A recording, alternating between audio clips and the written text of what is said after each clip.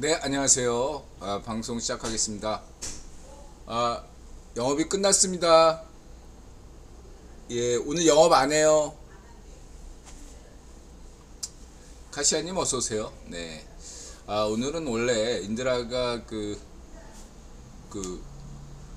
불꽃 축제 영향으로 주말에 제가 재고를 측정을 잘못하는 바람에 치킨집에서 치킨이 없어. 치킨이 한 마리도 없어. 그리고 다른 재고도 많이 떨어져서 오늘 쉬려고 집에 있었는데, 네, 그 매일 가게에 나오다 보니까 습관이 돼서 집에 있으니까 굉장히, 예, 뭔가 불안을 느꼈어요, 제가. 네, 장사가 안 돼도 나와야겠다 하고, 나왔는데, 예, 한 2시간 동안 손님이 없더라고요. 예, 낮에는 있었는데. 그래서 문을 닫았더니 지금 또 오네요. 자, 루타님 어서오세요. 예, 루스코님 어서오세요. 예, 이른 시간인데 본방을 하시네요. 오늘은 일찍 방송하고 일찍 집에 들어가려고요. 예, 어, 내일 선거가 있어서 제가 사전 투표는 안 했습니다.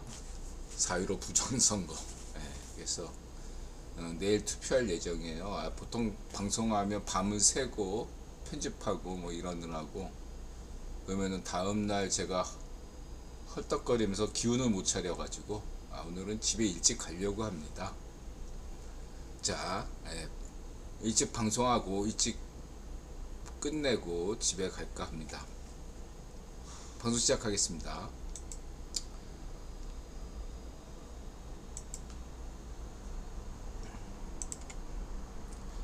750회 옥설타임즈 쇼 2023년 10월 10일 이널리 이스라엘 하마스 전쟁 일루미나티 대 프리메이슨 전쟁 서막인가 CFR 마이클 프로먼 모디 VOA 빅터 차 DW 지웅배 안달과학 스토리케이 만돌 시미켄 신지 벤처시티 사비엔 호셈펠더 이런 제목입니다. 대다수 외신이 이스라엘 하마스 전쟁이라고 하는데 한국 찌라시만 유독 2.8 전쟁이라고 할까? CFR 마이클 프로먼 이스라엘 하마스 전쟁 우크라이나 침략 전쟁 VOA 빅터 차 외교 안보 정치 이런 제목입니다. 오늘은 외교 정치부부터 시작하겠습니다. 한국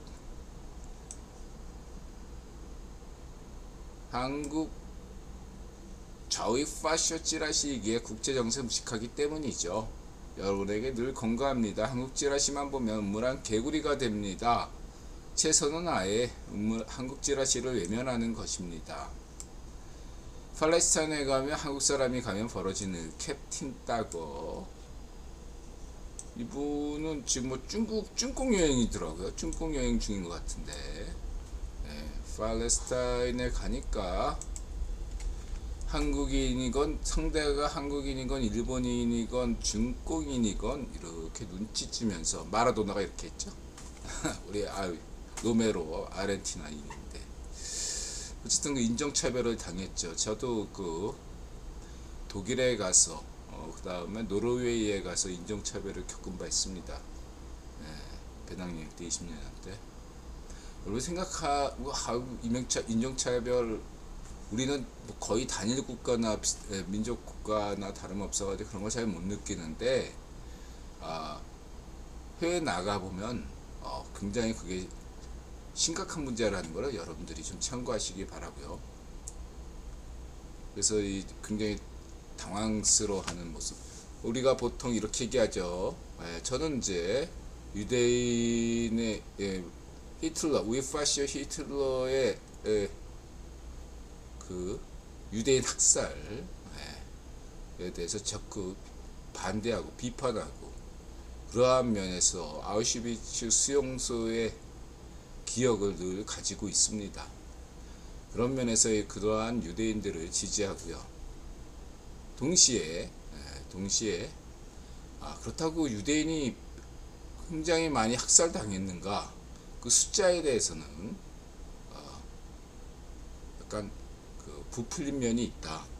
그러면은 그 부모 그 인척이 다 아우슈비츠에서 학살당한 유대인 분이 있어요. 그분이 그 아우슈비츠 그 홀로코스트 경제론인가? 네, 그런 책을 냈어요. 거기서 유대인 스스로가 그런 면에서 좀 정치적으로 이용했다. 당대 국유 황제가 빅터 로스차일드였기 때문에 그런 면에서 우리가 그 어떤 선동 선전 그런 것들을 감안해야 된다. 그리고 이 팔레스타인과 그 이스라엘 문제에 있어서는 인드라가 그런 문제가 있었어요. 그러면 이스라엘은 독일이 아니냐? 팔레스타인에 대해서 이러한 시각이 자유파시적 관점이 있을 때 그런 관점을 가졌어요. 그래서 피해자 팔레스타인, 가해자 이스라엘, 유대인 뭐 이렇게 자유파시적 관점에서는 그렇게 두었었는데 그것은 굉장한 착각이다. 마치 어떤 뭐 지배자자 민중 뭐 이러한 어떤 흔한 구도 속에서 나타나는 흔한 설정이다. 측상물림 설정이다. 이렇게 볼 수 있겠습니다. 인드라 냉정한 구분론 관점에서 본다면은 유대인이나 팔레스타인이나 피해자예요. 가해자는 누구였습니까? 구분 귀족이죠. 당대 구분 황제 버트란드 러셀이 책임져야 될 문제예요. 왜냐하면 지키지도 못할 약속을 남발했기 때문이죠. 이것은 인더라 버트란드 러셀 좋아하잖아. 천재고 천재 중에 천재고 공과 과를 박정희 대통령에 대하듯 공과를 분명히 해야 됩니다. 이것은 영국이 책임져야 돼요. 영국이 가해자예요. 중동 문제 대부분은 지난 부분에 예멘 문제부터 시작해가지고 이란, 이라크, 레바논, 시리아 이 모든 문제는 영국과 프랑스가 책임져야 됩니다. 물론 프랑스는 보조고 주는 영국입니다. 영국인들이 책임져야 될 것이 아니라 영국 국유원 귀족들이 책임져야 될 문제예요. 그리고 버트란드 러셀과 빅터 로스차일드가 책임질 문제입니다. 여기에 미국과 록펠러 책임은 없다. 이렇게 단언할 수 있겠습니다.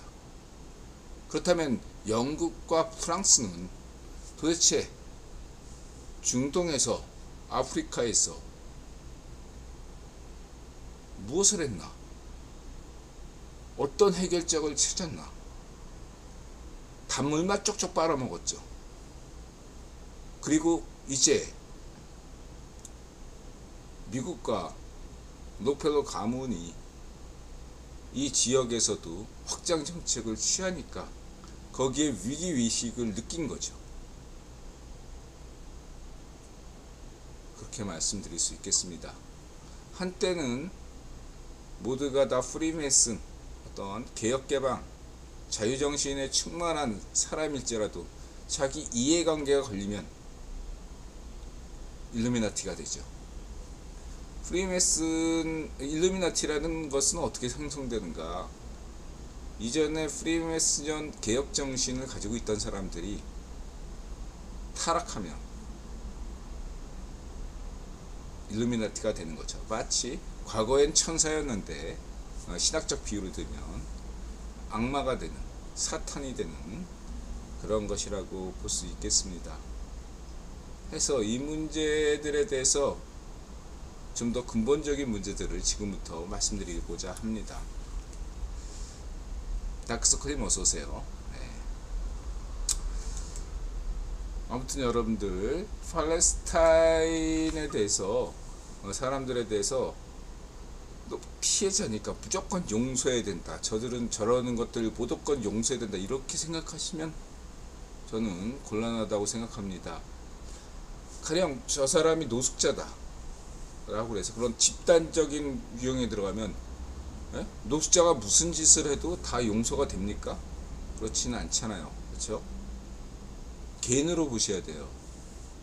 노숙자라는 그 어떤 그 층보다 그 개인 안에 들으면 노숙자가 노숙자를 구타하고 폭력을 행사해서 죽이는 경우가 의외로 굉장히 많습니다.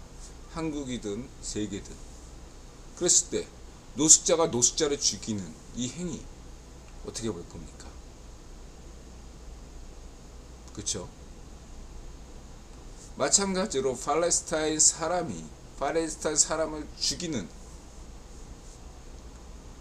갈취하고 강간 한다면 우리는 거기에 팔레스타인이라는 집단적 범주 대신에 개인적 범주를 강조하지 않을 수 없습니다. 거기에 자주민족 파시즘, 민족 파시즘, 계급 파시즘 대신에 개인으로 접근해 들어가야 되겠습니다.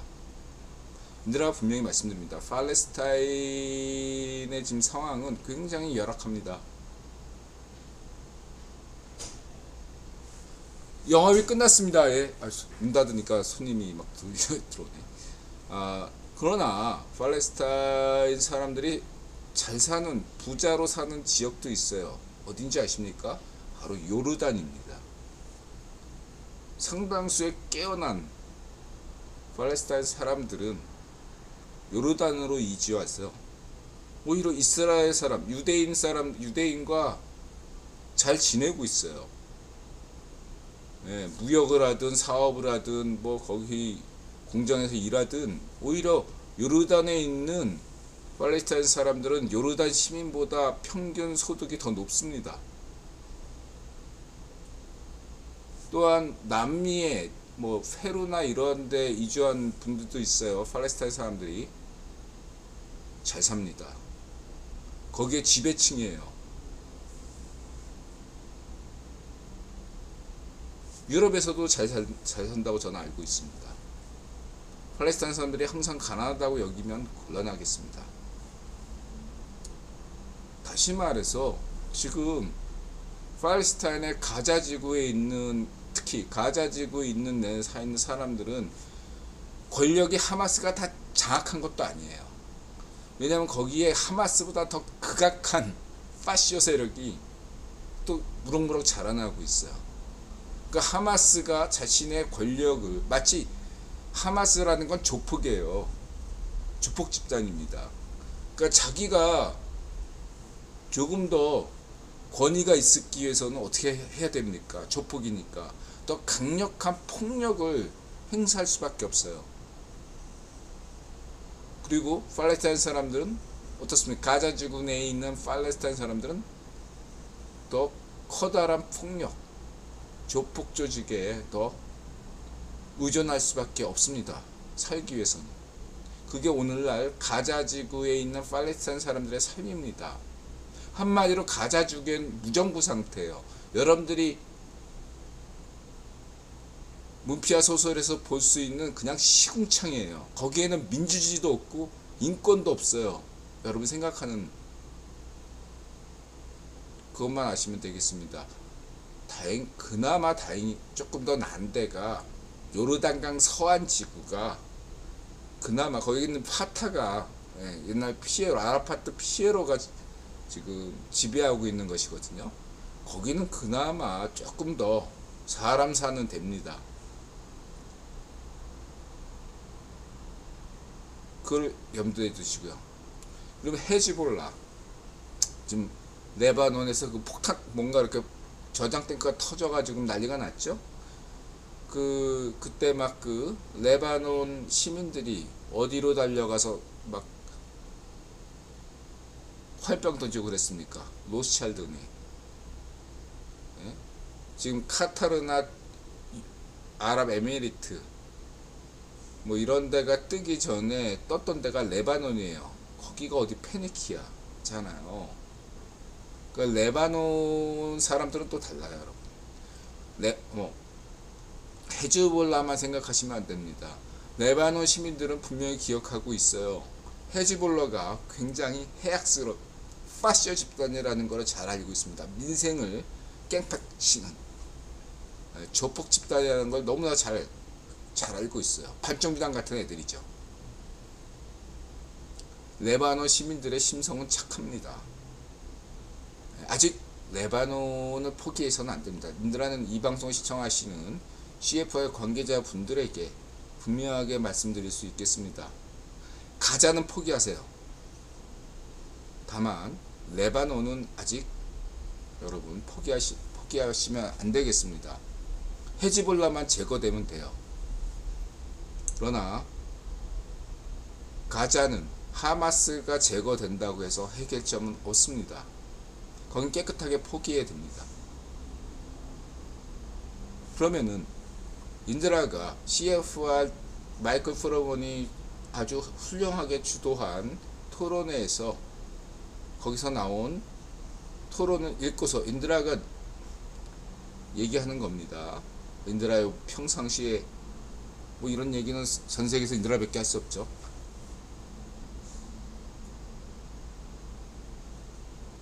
이스라엘이 가자 지구를 했을 때 그 뒤에는 누가 책임질 것인가에 대해서 여태까지 답은 없었어요. 왜냐하면 가자 지구를 이스라엘이 점령한다면 오히려 더 큰 문제가 생길 수 있으니까. 그렇다면 이제는 답은 명확한 겁니다. 뭐죠? 이집트에게 넘기면 돼요. 그 땅을, 가자 지구를 이스라엘 영토가 아니잖아. 깨끗하게 포기해요. 그리고 이집트에게 그 책임을 넘기면 돼요. 그냥 이집트 땅으로 넘기면 돼요. 간단하게. 그리고 또 하나, 예, 영업이 끝났습니다.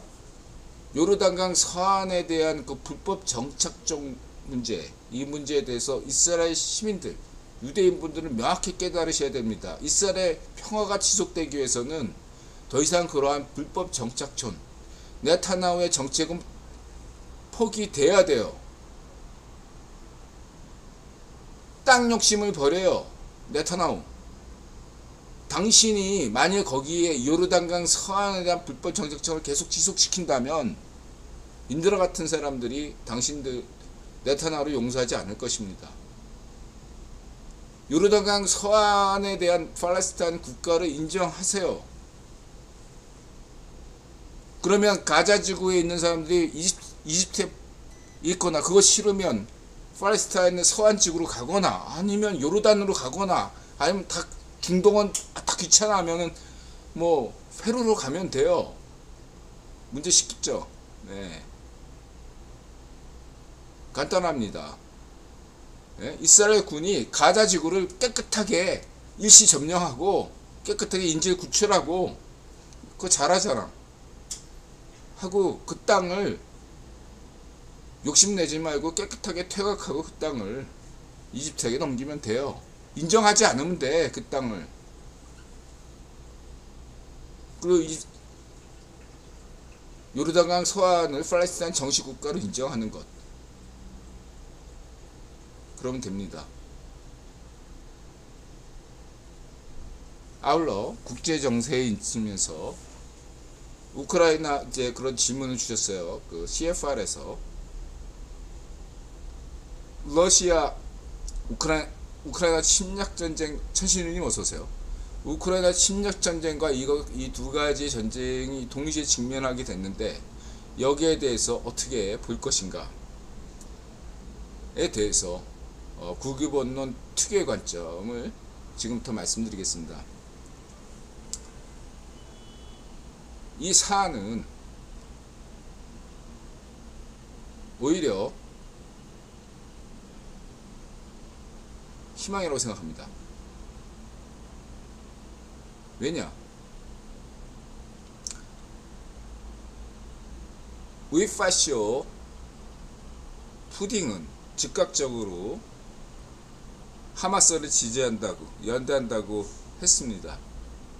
허나 여태까지 은근슬쩍 지지하거나 지지를 속으로 나지만 겉으로 하지 않았던 인도나 심지어 쭈꺽마저도 이 문제에 대해서는 러시아와 다른 견해를 가지고 있다는 겁니다. 이해관계가 다르기 때문에. 해서 오히려 이하 전쟁으로 인해서 우이파쇼 푸딩은 오히려 국제사회에서 더 고립된다 라는 게 인드라 견해입니다. 왜냐? 중공은 여태까지 중동에서 사건이 터지면 여태까지 이득을 봤어요. 대표적인 예를 들을게요. 신장 위구르 지역에서 인권 말살 사태가 일어났어요. 헌데 국유본이 거의 눈을 감아줬어요. 왜냐하면 당대 국유본은 9.11 테러에 집중했고 거기에 누구죠? 걔? 갑자기 생각 안 나네. IS 아프간 문제에 집중했기 때문에 했어요. 그러한 사례가 일시적인 사례지만 영업이 끝났습니다. 손이 없어.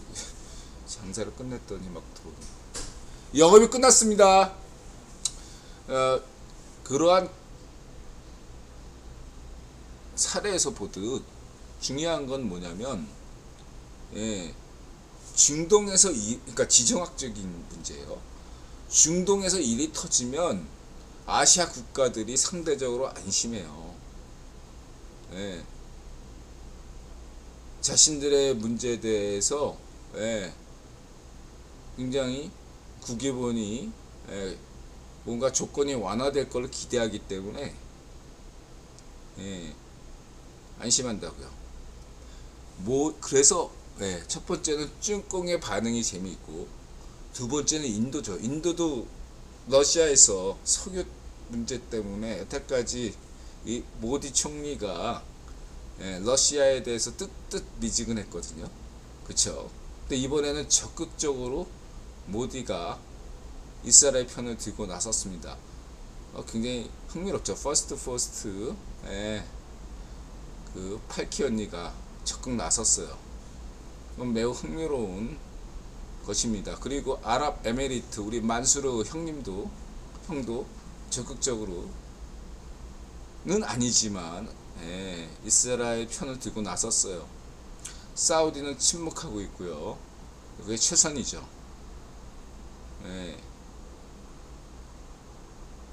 뭐 카타르야 인드라 요즘 막 많이 까니까 이해해 주시고 더 고립됐다. 이하 전쟁으로 인해서 러시아는 더더욱 고립됐다라고 할 수 있겠습니다.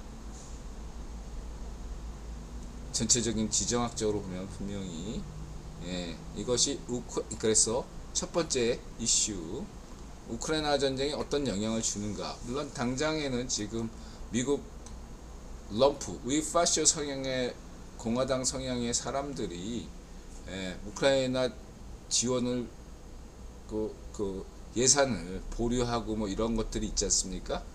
그러한 것들의 의원들의 어떤 세력이 도덕적으로 타격을 받는다. 외교적으로 타격을 받는다. 이런 효과가 있고 여러 가지로 있지만은 당장에 막 미국 예산을 통과될까 말까 뭐 이런 문제들 있잖아. 이러한 문제들에 저는 오히려 이대영에게 도움이 된다고 보고 있습니다. 인드라 그런 얘기 했잖아요. 여태까지. 진주만 공습으로 인해서 오히려 미국인이 똘똘 뭉치듯 이러한 사태가 터지면 미국인이 뭉치게 돼 있어요. 유대인 때문이 아닙니다. 그리고 이것은 하마스가 이스라엘이 타격한 게 아니라 하마스가 타격한 거기 때문에 미국 민주당 내에 좌파시오라고 할 수 있는 너무 지나치게 반유대주의를 얘기하는 사람들도 있거든요. 미국 민주당 내에 좌파시 성향들이 분명히 있습니다. 그런 지분이 있어요. 걔네들이 이번 사태로 인해서 시아토마스가 될 수밖에 없고 이로 인해서 이든영 입지는 더 늘어날 것입니다. 이 점을 기억하시기 바라고요. 결과적으로 당장은 이든영이 공경에 처한 것 같지만 결과적으로는 이든영이 유리한 지점에 놓여 있다. 내년 대선에 미국 민주당이 승리할 가능성이 더 높아졌다. 이렇게 말할 수 있겠습니다. 당장의 위기는 오히려 내일의 기회가 된다. 라고 이들아 자신 있게 말씀드릴 수 있겠습니다. 이 점을 분명히 해서 우크라이나 전황에 오히려 도움이 된다. 젤렌스키가 유대인이잖아요. 젤렌스키의 힘이 우크라이나 젤렌스키에 대한 지지가 더 확산될 것이다. 저는 거기에 확신합니다. 무게를 둡니다. 그래서 우크라이나 문제 이슈, 그 다음에 CFR 두 번째 뭐 이렇게 얘기되는 중국의 문제, 쭈꺼의 문제는 어떻게 되나.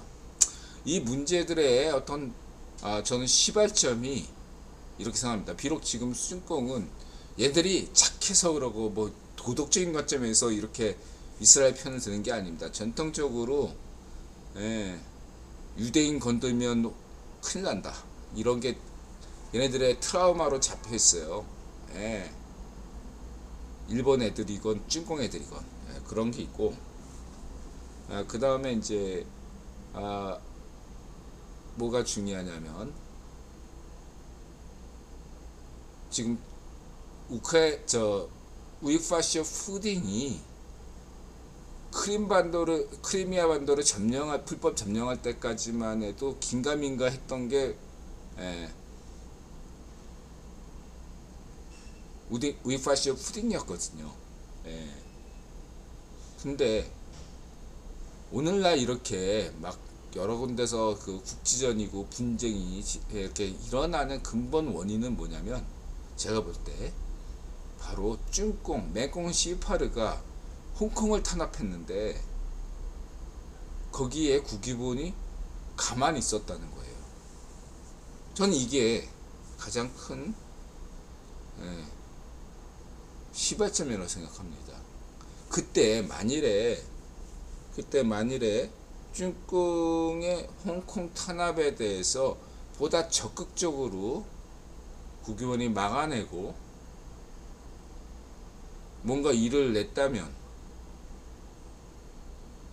과연 다른 국가에서 이렇게 욕심을 낼 수 있었을까?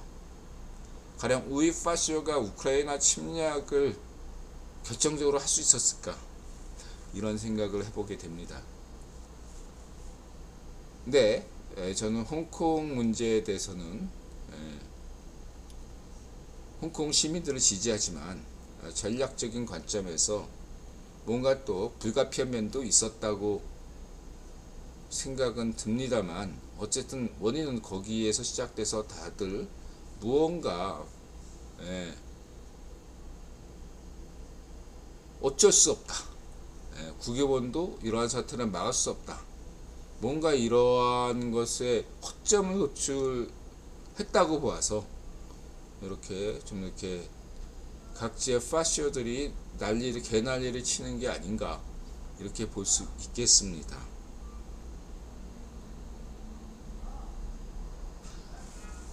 세 번째, 이제 이러한 주제에서 조금 더 나아간다면 이런 게 얘기하겠죠. 무작정 트럼프를 비난할 수가 없는 게 미국의 주요 정책, 역사적으로 볼 때 두 정책이 있었죠. 하나는 고립주의고 하나는 미국 경찰을 얘기할 수 있는 확장주의라고 할 수 있겠습니다.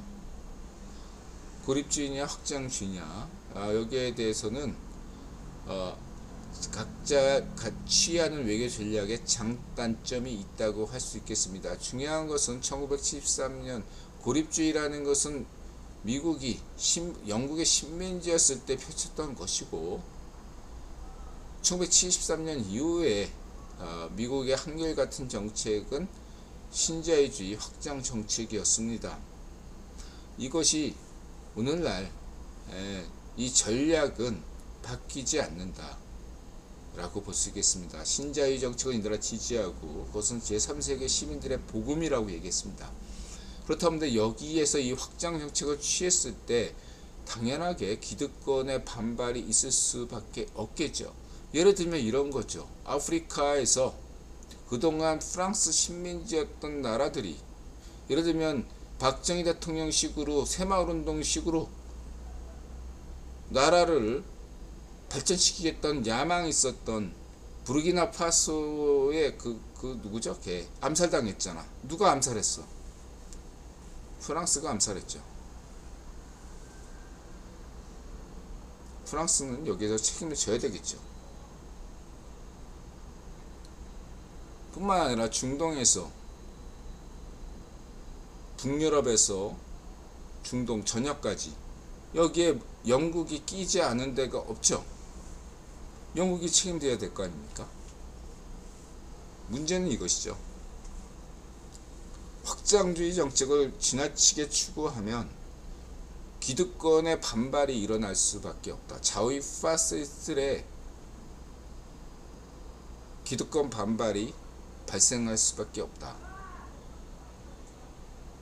영국 구명부족들도 나름대로 프리메이슨 정신으로 투철했던 사람들인데 막상 자신의 기득권, 자신의 귀족적인 삶을 계속 유지하기 위해서는 안정적인 수입이 보장돼야 되는데, 그래야 명예를 누릴 수 있는데 그 안정적 수입이 사라진다면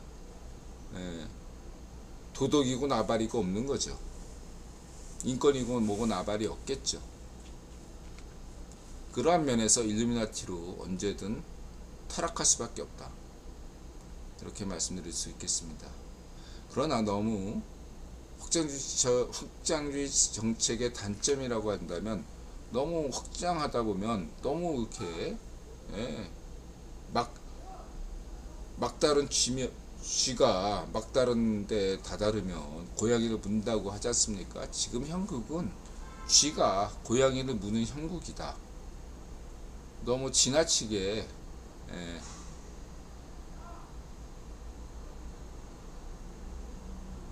이렇게 막다른 골목에 이렇게 한 게 아니냐, 이렇게 비판이 있을 수 있겠다. 저는 그렇게 보고 있습니다.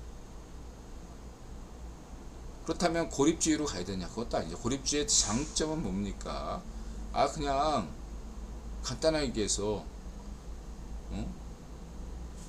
중동 사람들이 민주주의를 원하지 않는데, 인권을 원하지 않는데, 프리메이슨 정신을 원하지 않는데 거기에 강제 주입할 이유가 뭐가 있느냐? 지들끼리 알아서 산다던데 거기에 돈 쓸 일이 뭐가 있냐? 그런 거 아니겠습니까? 그쵸? 그런 면에서 고립주의의 장점이 있습니다. 왜냐? 나중에 거기가 망하면 자유가 절실하고 인권이 절실하고 민주주의가 소중한 것을 알게 되니까요. 근데 망할 게 있다면 망하게 만들어야지. 그래야지 자유의 소중함을 아는데, 망할 걸 망하지 않기 위해서 막 이렇게 한다고 그래서, 떼빵 치료한다고 그래서 오히려 더 큰 시련을 가져다 줄 수 있지 않느냐. 그런 면에서 고립주의의 장점이 있다고 할 수 있겠습니다. 망한 다음에 손 벌리면 그때 이렇게 해주면 되는 거 아니냐, 이런 거죠. 논리적으로 타당합니다. 다만 럼프의 방식은 그러니까 한마디로 얘기해서 어떤 거냐, 이것을 미국 외의 모든 지역에 다 적용하려고 했었다는 거죠. 럼프의 방식은 중동에서는 적어도 옳았습니다. 그래서 CFR에서도 아브라함 협정을 인정했죠. 인드라가 생각하기에도 럼프가 유일하게 잘한 정책은 아브라함 협정입니다. 이스라엘과 사우디, 이스라엘과 아랍에미리트, 이런 나라들이 우리는 유대인과 아랍인 이전에 아브라함에서 한 핏줄이었다. 우린 당군의 자손이요. 무슨 뭐 이런 거 있잖아. 우리는 뭐 무슨 뭐 귀신족이요. 그런 거죠. 그런 것처럼 그걸로 해서 아브라함 협정 잘한 거예요 트럼프가. 네, 그리고 잘한 건 잘했다고 얘기해야 되죠. 다만 그러한 어떠한 트럼프의 정책이 아시아에서는 처절하게 잘못됐다. 그 대표적인 정책이 한반도 정책이었죠. 해서 민들라는 이 확장주의 정책과 고립주의 정책의 이것들에 대해서 어떻게 볼 것이냐. 78대 22다. 미국 CFR이 추구해야 될 것은 100% 확정주의 정책이 아니라 욕심내지 말고 78대 22다. 그것은 무엇이냐? 아시아에 대해서는 확장 정책을 지속할 필요가 있다 라는 것입니다. 다시 말하면 아시아에서는 여전히 민주주의의 가치, 인권의 가치, 좌우이 파쇼, 반정미당과 같은 문전비 같은 쓰레기들을 치우는 작업이 지속 가능하다는 거죠. 한국인들이 원하는 한, 이게 조건이죠. 그것이 민들라가 세 번째로 이번 이하 전쟁 사태를 보는 근본적인 문제다. 그래서 이것은 타락한 천사와 천사 간의 대결이다. 일루미나티 대 프리메슨의 대결이다. 전쟁의 서막인가? 이런 이슈로 좀 약간 과도할 정도로 과격한 주제로 다뤘는데, 정리하면 첫 번째로 어쨌든 이것은 CFR 내부의 문제이기도 하다. 78대 22, 이 정도의 선을 유지하는 확장주의, 고립주의, 이런 문제를 고려할 필요가 있다. 두 번째는 그래서 아시아를 중시해야 된다. 이렇게 가치를 존중하는, 그리고 그러한 데 나가려고 하는 데는 나고, 중동은 깔끔하게 너무 욕심내서는 안 된다. 다만 인드라는 중동 문제에 있어서 이 문제만큼은 얘기가 될 수 있겠습니다. 사우디 살만형이 열심히 인권 개선하려고 노력하고 있고 민주주의 개선에도 노력하고 있다. 적어도 카타르 국왕보다는 살만형이 훨씬 더 개혁적인 인물이다. 이렇게 저는 말씀드릴 수 있겠습니다. 너무 사우디 살만형을 너무 과도하게 압박하지 않기를 바랍니다.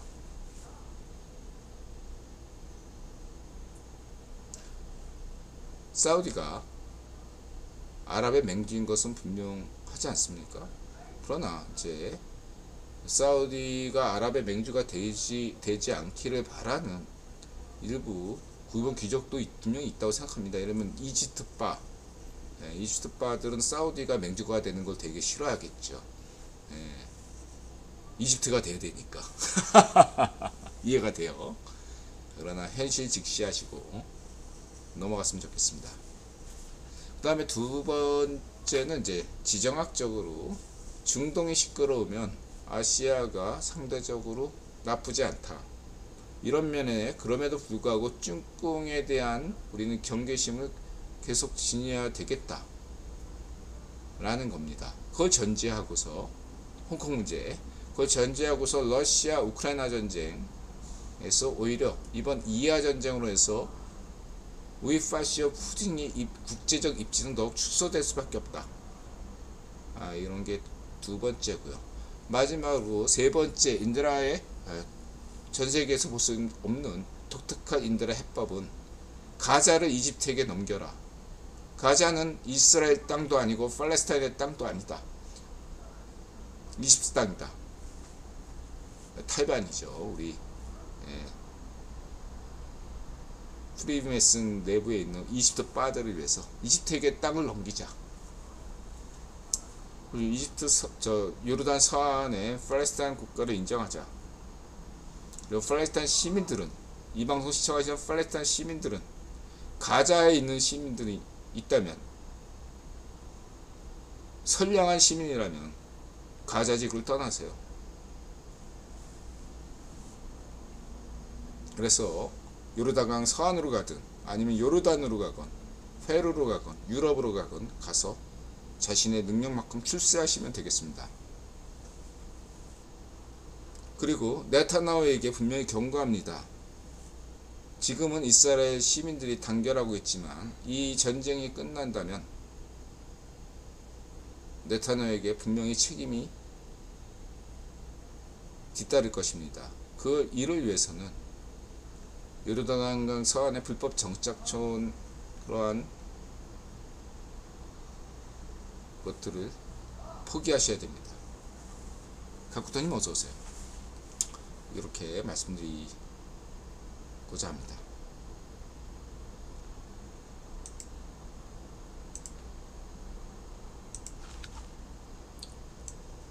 우리 이런 게 파키 샤르마 이스라엘에서 뮤직 축제라고 음악 축제라고 있었는데 이 사람들이 군인도 아니죠. 끌려갔습니다. IS를 보게 되면 같은 아랍인들을 어떻게 하죠? 강간 학살합니다. IS가 그랬어요. 이교도 축출, 중세시대의 마녀사냥처럼 IS 교리에 맞지 않는 아랍인들, 이슬람인들을 한 마을을 급습해서 남자들은 다 죽이고 여자들은 다 강간했습니다. 이분의 운명도 어떻게 될지 알 수가 없습니다. 여러분들, 하마스에 대한 팔레스타인과 하마스를 분리시킵시오. 하마스는 반쪽 정과 같은 악마 집단이에요. 그렇게 보시면 됩니다. 조폭이고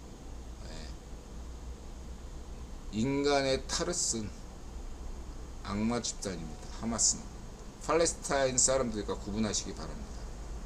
명확하게 구분하셔야 돼요. 그리고 하마스를 팔레스타인과 동일시하지 마시요. 하시면 안 됩니다.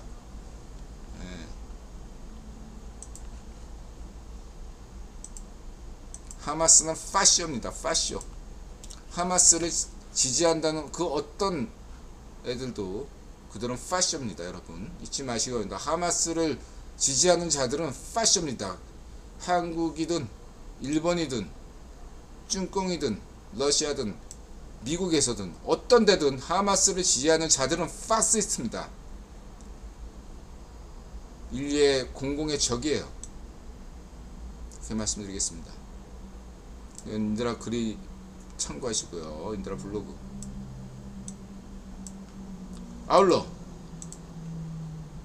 지금 이 전쟁을 일으킨 자들이 하마스나 이란 만으로는, 헤즈볼라만으로는 이 전쟁이 일어나지 않습니다.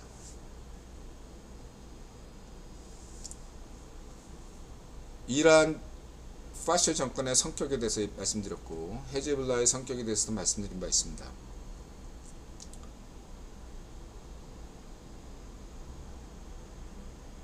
이들을 부추긴 자가 있죠. 누구겠습니까? 인드라는 분명히 이렇게 지금 범위를 좁혀가고 있어요. HSBC가 지금 쭝꽁, 맹꽁 시파르에게 영향력이 있는 애인데, HSBC가 지금 겁을 먹었나? 그건 알 수 없고, SSBC, 그 다음 프랑스 피치사, 그 다음에 BP, 브리티시 페트로, 카타르, 국광.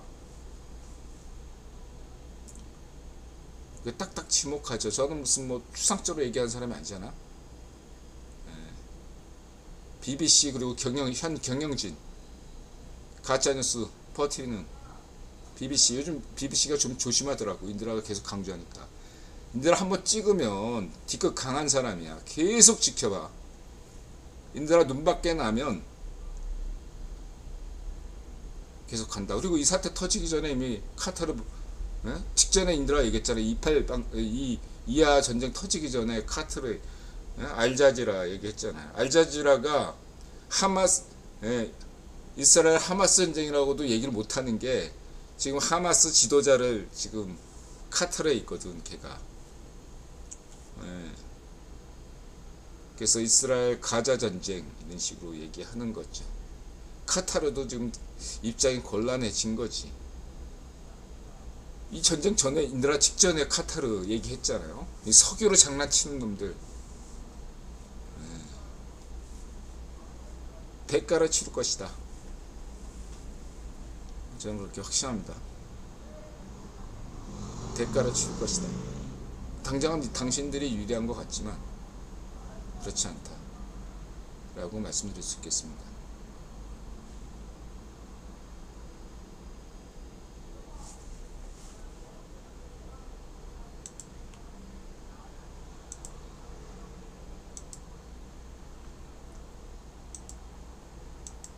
이렇게 얘기할게요. 진주만 공습에 성공했던 당신들이 저 휘희낙낙했던 그 모습과 지금 하마스의 테러에, 이 전쟁에 환호하는 것과 무엇이 다를까? 잘 생각해 보시기 바랍니다.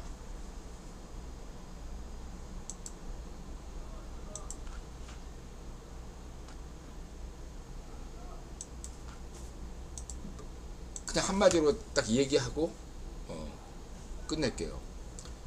당신들은 인드라 같은 사람을 잃었습니다.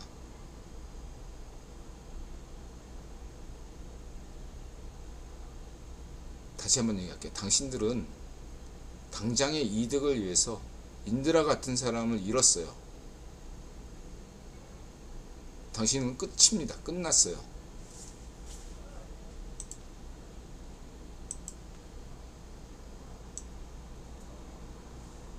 이렇게 말씀드리겠습니다. 그리고 이 CFR, 이 지금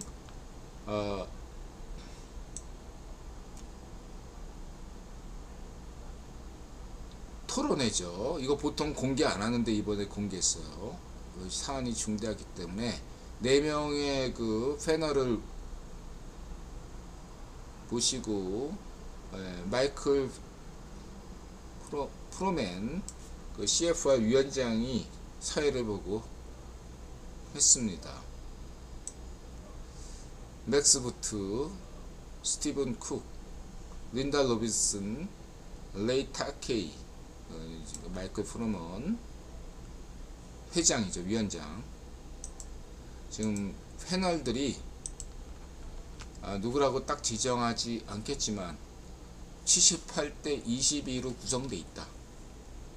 이렇게 보시면 되겠습니다. 그 한 명이 인드라가 나름대로 보겠습니다. 꼭 보세요. 이거 다 읽어보시기 바랍니다. 아주 중요한 내용들을 다 담고 있어요. 그리고 인드라가 이렇게 붉은 글씨로 한 것은 여러분들이 좀 더 신경 써서 읽어보시라 할 수 있고요.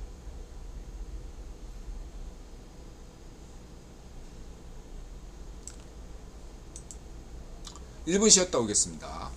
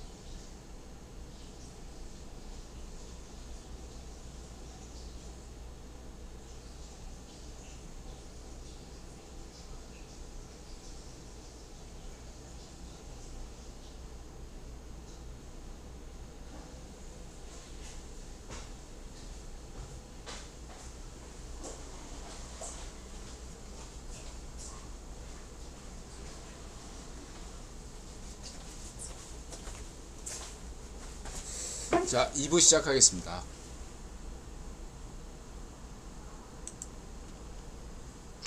이부는 이건 쭉 보시고,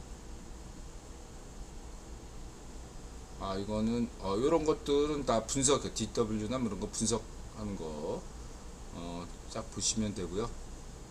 월스트리트저널이나 그다음에 이제 우크라이나 전쟁에 관련돼서 뭐 더 지원해야 된다, 뭐 이런 것들은 이제 군사적인 부분에서 우크라이나 지원이 제때 지원했다면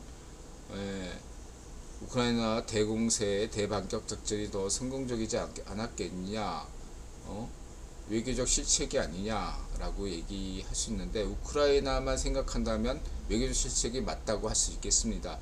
그러나 인드라 관점이나 구원론 관점이나 CFR 관점으로서는 우크라이나만 생각할 수가 없거든요. 그쵸? 우크라이나만 생각한다면 외교적 실책이 맞지만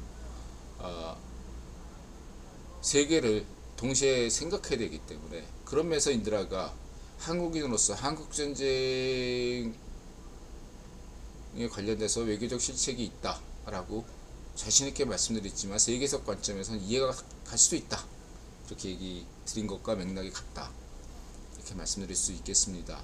다만 우크라이나, 이 방송을 시청하시는 우크라이나 시민들에게, 그리고 제레스키 대통령 관련자 분들에게 인드라 분명히 말씀드릴게요. 우크라이나는 반드시 승리하고, 우크라이나는 동유럽 최고의 폴란드를 제치고 선진국이 될 수 있다 라고 저는 생각합니다.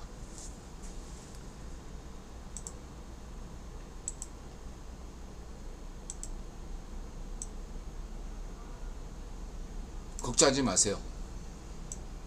그 다음에 이제 독일 공영방송에서 독일이 유럽의 병자가 다시 되는 거 아니냐, 이런 우려가 있죠. 저는 분명히 말씀드렸죠. 현재 독일의 자유좌파 슈츠 정부를 지지한다고, 독일의 저력을 믿는다, 독일은 회복될 것이다. 그 독일의 문제에 대해서 인드라 분명히 말씀드린 바 있습니다. 독일은 여태까지 나토에서 프랑스와 마찬가지로 나토의 국방비 상한액을 지키지 않았습니다.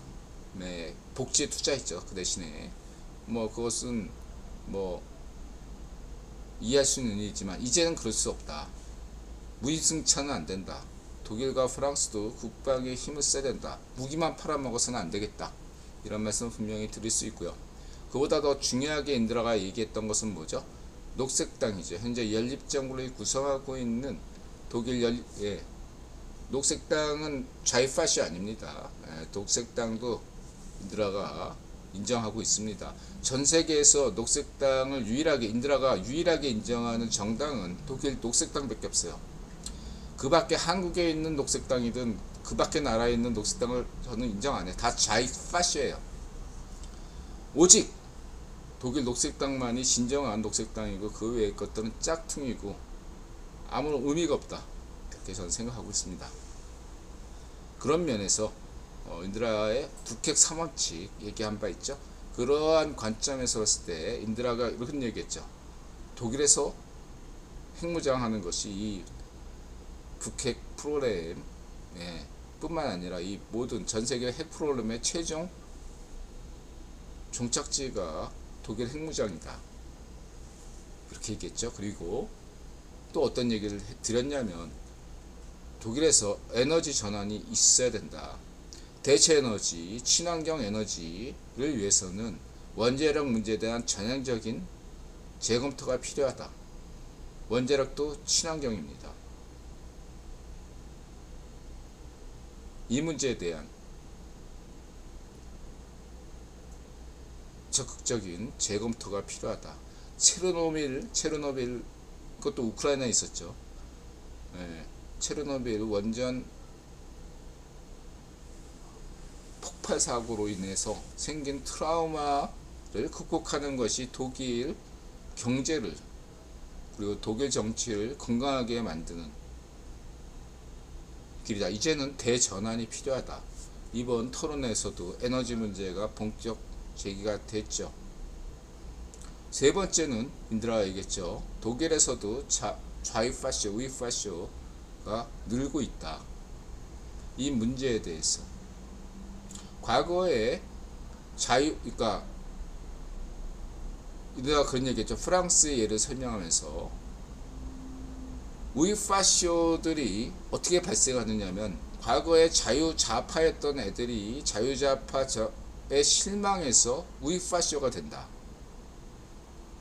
프랑스처럼 독일에서도 대표적인 자유좌파 지역이라고 할 수 있었던 동독에서 동독 지역에서 우이파쇼 성향이 늘어나고 있다. 매우 우려스럽다라고 할 수 있겠죠. 그러면 이것들에 대해서 그 우이파쇼 성향의 시민들만 탓할 문제인가? 라는 것은 아니죠. 그것은 현 자유좌파 정부가 반성해야 할 것은 반성해야 된다 라고 할 수 있겠죠. 반성하지 않고 오히려 프랑스 사회당, 자유좌파 프랑스 사회당은 어떻게 했죠? 오히려 좌이파쇼 노선을 채택하는 바람에 프랑스 사회당이 망했습니다. 올랑드가 프랑스의 발정노면이라고 인드라가 강조한 바 있습니다. 영국에서도 보수당이 참패한 이유도 영국이 좌이파쇼 정치 노선을 택했기 때문에 망했던 것입니다. 그처럼 독일은 독일 자유좌파 슈츠 정부를 인드라 지지하지만 여기서 중대한 갈림길이 있다라는 것입니다. 좌이파쇼로 갈 것인가? 자유좌파로 노선을 계속 갈 것인가? 이러자면 무엇을 희생해야 될 것인가?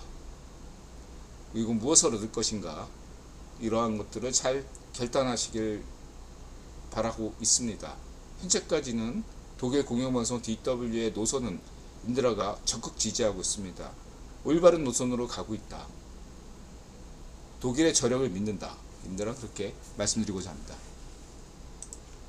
영국 경제보다 프랑스 경제보다 독일 경제가 더 건강하다. 인드라는 이렇게 자신있게 말씀드릴 수 있겠습니다.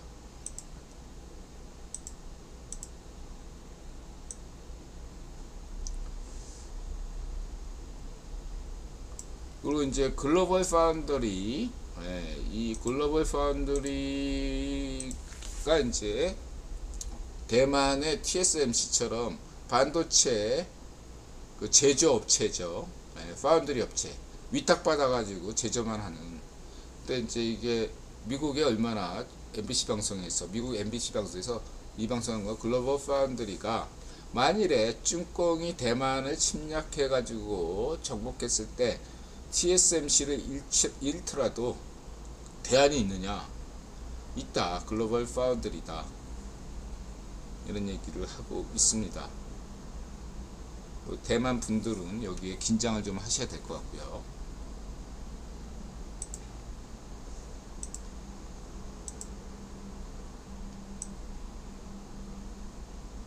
그래서 싱가포르, 독일, 프랑스, 북부 뉴욕에서 생산을 확장하기 위해 수십억 달러를 지출하고 있다.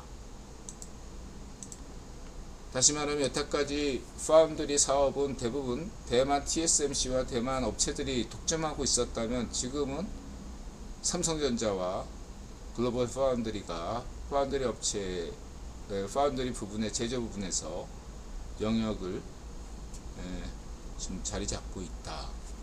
준비하고 있다. 이렇게 보시면 되겠습니다.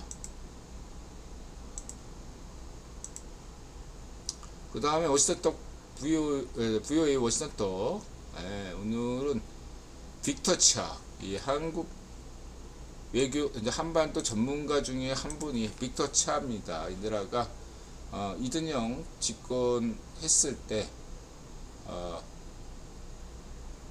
유력한 한국 대사 중 후보 중에 하나로 빅터차를 이야기한 바 있죠. 빅터차란 이름을 기억하시기 바랍니다.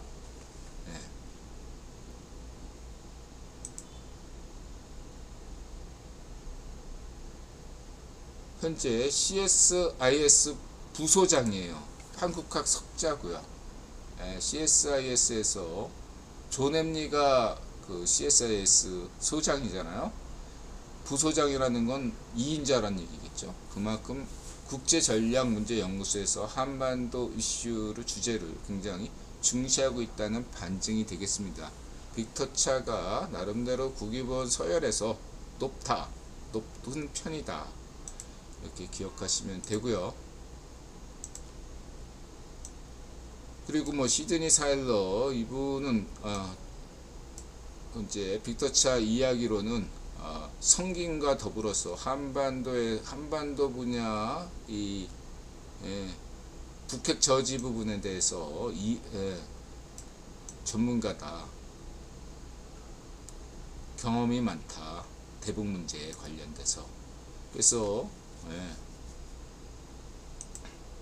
일단은 4명을 들 수 있겠죠. 성김, 시드니 사일러, 그 다음 빅터 차, 그리고 누구보다 CSI의 저희 CFI 선임연구원 스콧 스나이더 기억하시면 되겠습니다.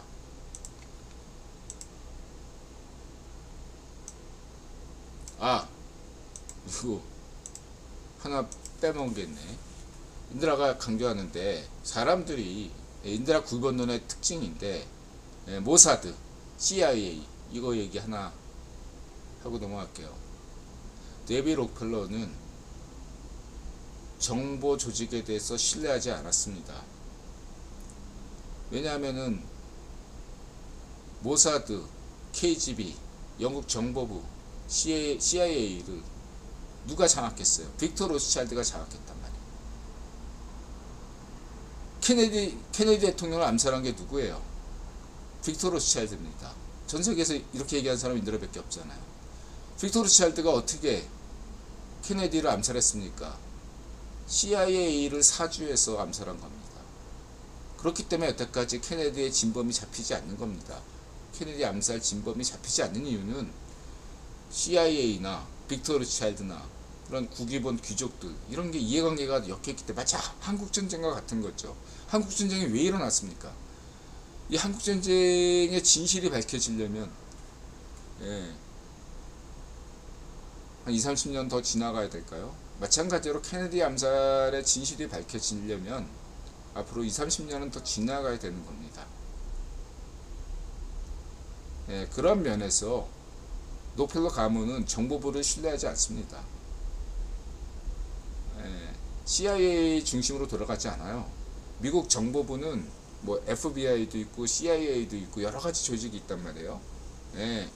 이것을 이러한 정보 조직의 예산을 청구하라는 조직이 DNI, 국가정보국 그게 있어요. 국가정보국 중심으로 돌아가요.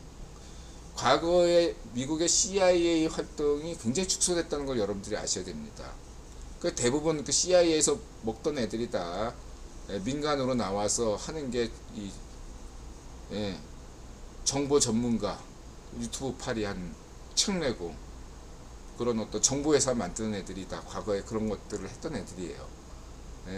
그 참고하시기 바랍니다. 그래서 이번에 뭐죠?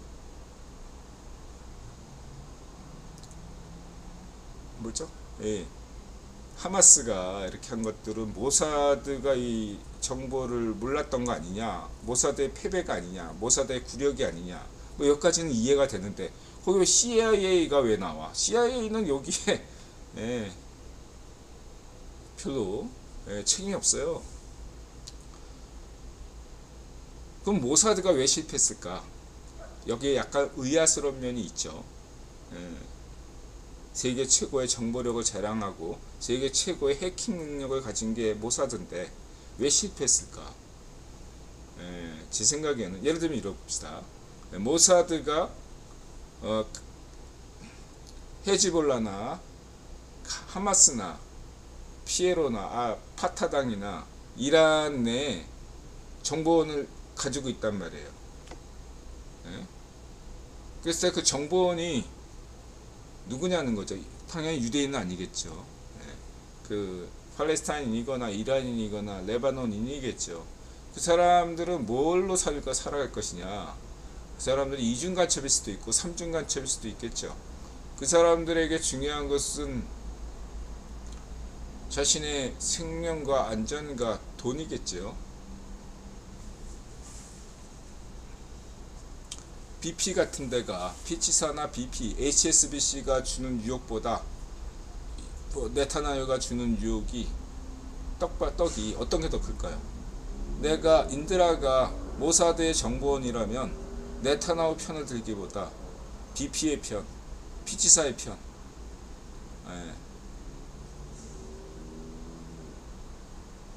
그 편을 들겠습니다. 이렇게만 얘기할게요. 당연히 모사드의 빵꾸 뚫렸겠죠. 네타냐후를 지지하건 네타냐후를 반대하건 그 어떤 경우건 간에 이스라엘 정보부와 이스라엘 국방부의 혼란이 왔다. 지금 이스라엘 국방부나 정보부는 혼란에 빠졌습니다. 누가 적인지 그것만 내가 얘기할게요.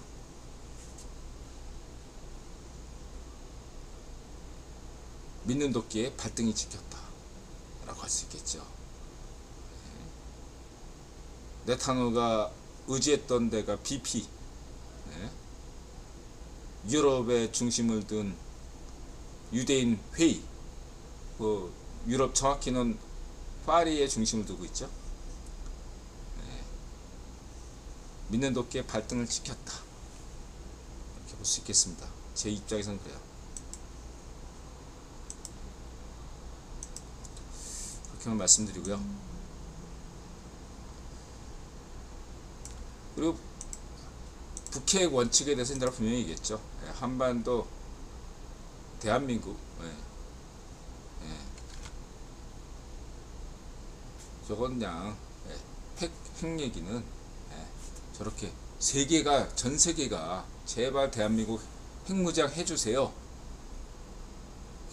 간절하게 얘기하기 전까지는 반대해야 됩니다. 그게 국익에 맞아요. 성렬형 입장이 제일 정확한 정답을 얘기한 겁니다. 그렇게만 보시면 되고요.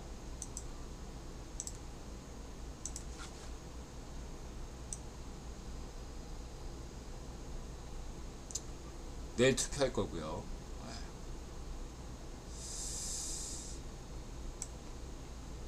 자, 이렇게 말씀을 드리고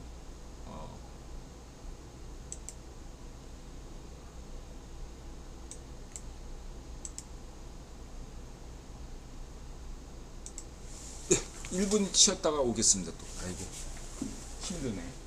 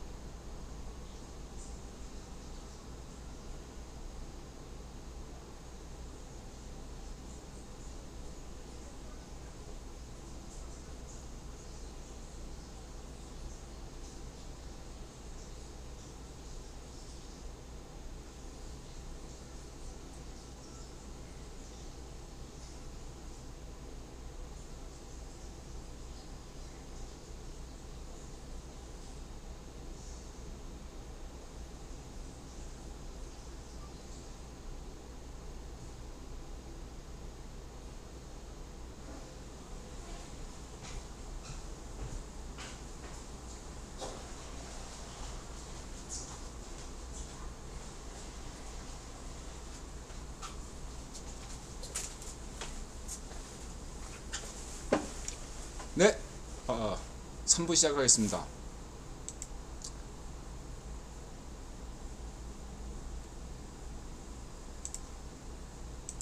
이하 전쟁으로 금유가 상승이 되왜 비트는 하락할까? 채권, 확률, 주식, 암호화폐, 부동산, 반쪽미당 호구되지 말고 인생 역전하자. 뉴로모픽 경제론, 우크라이나 경제론, 경제. 왜 비트는 하락할까요? 금과 유가가 상승인데 인드라 이렇게 얘기했더니 비트가 약간 반등을 주고 있습니다. 요거는 이제 인드라가 이제 얘기했던 재밌는 친구들이에요. 두 친구가 젊은 친구들인데 나름대로 비트 부자들입니다. 암호화폐 부자들. 그래서 환율을 보고요. 그 다음에 채권을 봅니다. 그래서 이제 채권이나 이런 거 보는 사람들은 미국 채권 보고 일본 채권 보고 한국 채권 이런 식으로 보죠. 환율도 미국 환율, 일본 환율, 그 다음에 한국 환율 이런 식으로 보면서 한국 경제 위기네 뭐 이런. 위기 아닙니다, 여러분. 외교왕 성녀령을 믿으시라고 얘기했죠. 외교왕 성녀령을 믿으니까 환율이 안정되고 있잖아. 외교왕 성녀령이 있으니까 한국 채권, 국채도 안정화되고 있잖아요. 일부 투기 세력 있음에도 불구하고 이게 중요한 겁니다. 지금 만일에 쥐명이나 반쪽 노면 문준비라면 한국 경제 위기 와요. 이 차이인 겁니다. 한국 정치가 외교왕 성녀령 때문에 국제 신용을 얻고 있으니까 한국 경제가 안정화되는 겁니다. 이걸 명심하셔야 돼요. 비트코인 투자하시는 분들이나 주식 투자하시는 분들 이거를 명심하지 않으면 당신 인생 골로 갑니다. 당신 투자를 책임질 수가 없어요. 인드라 말 안 믿어도 돼요. 인드라 말 안 믿어도 된다고. 한국 차트, 한국 국채 차트, 한국 환율 차트, 전 세계 국채 동향, 미국, 일본, 한국만 보지 말고 유럽, 멕시코, 중남미, 아프리카, 중동, 유럽 국채 차트 보시고 환율 동향 보세요. 이스라엘부터 시작해서 유럽, 캐나다, 멕시코, 브라질, 인도, 중공 다 보시라고요. 무식하게 아마 그렇게 국채 환율만 이렇게 좌우 파시오 찌라시 스럽게 헛소리 하지 마시고 보세요. 반론 주시기 바랍니다.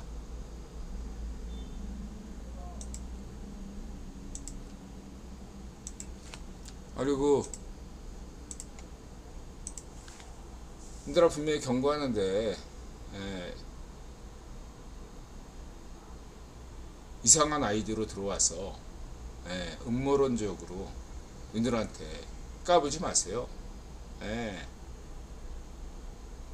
이상한 댓글로 러시아 찬양하고 쭝꽁 찬양하고 발정노면 찬양하고 문전비 찬양하고 성녀령 까고 국힘 내부 분열 일으키는 그래서 럼프가 당선되기를 바라는 이등영 까고 그런 음모론 인들한테 먹히지 않으니까 함부로 주절되지 마세요.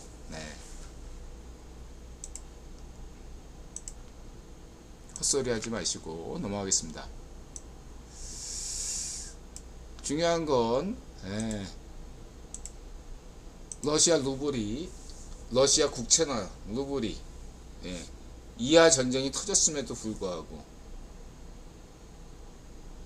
유가가 오르면 러시아 루블도 좀 올라주고 그래야 될 거 아니에요. 국채도 조금 더 안정되고 오히려 이하 전쟁이 터졌는데 이스라엘 하마스 전쟁이 터졌는데 러시아 루블은 더 폭등하고 있고 러시아 국채도 올라가고 있습니다. 이것은 무엇을 의미하죠? 이하 전쟁으로 말미암아 위파시아 푸딩의 국제 고립이 더 심화되고 있다. 이것을 의미한다고 말하지 않을 수 없습니다.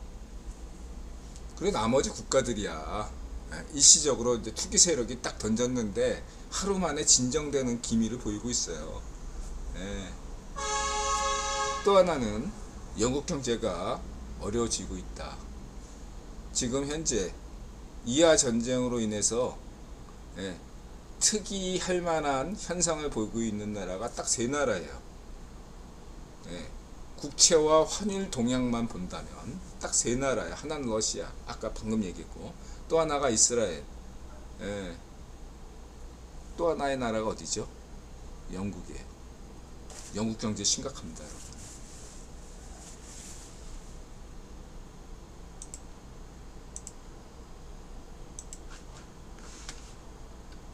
이것만 얘기 드리겠습니다. 채권 동향, 채권 수익률 어떻게 볼 것인가? 네, 환율 어떻게 볼 것인가?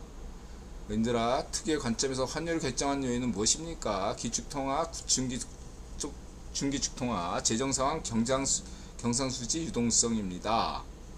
그쵸? 기축통화는 달러, 중기축은 유로, 엔, 파운드, 위안화, 국제정세가 요동을 치면 기축통화, 중기축통화가 강세를 보이는 편이죠. 재정상황이 되면 스위스통화처럼 강세입니다. 또한 이제 경상수지에서 무역수지죠. 재정상황이 나쁘지 않더라도 에너지 수입국인 경우 한국 같은 나라는 유가의 영향을 받습니다. 반면에 같은 에너지 수입국이라도 일본이 덜 타격을 받는 건 엔화가 준기축 통화기 때문이죠.